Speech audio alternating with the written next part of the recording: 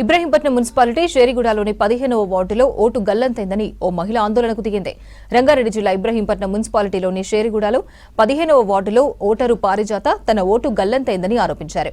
Vote వేసేందుకు గ్రామంలోని polling కేంద్రం దగ్గరకు వెళ్లి క్యూలో నిలబడింది పారిజాత. అప్పటికే పోలైనట్లు అధికారులు తెలిపారు. తాను ఓటు వేసేందుకు ఇప్పుడే వచ్చానని చెప్పారు. మరోసారి పరిశీలించి ఓటు వేశారని అధికారులు చెప్పారు. తన ఓటు వేరే వాళ్లు ఎలా వేస్తారని ఆవేదన వ్యక్తం చేసింది పారిజాత.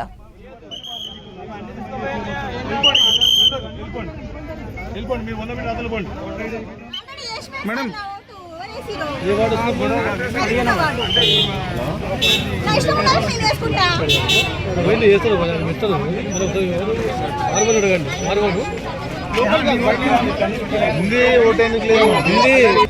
ఏజెంట్లు ఏమంటారు మేడం? వచ్చినట్టు టిక్ పెట్టేసుకున్నాము అని అంటున్నారు. ఏజెంట్లు నిన్ను గుర్తుపడతారా? లోపల ఉన్న నువ్వు మీరు గుర్తుపడతారా?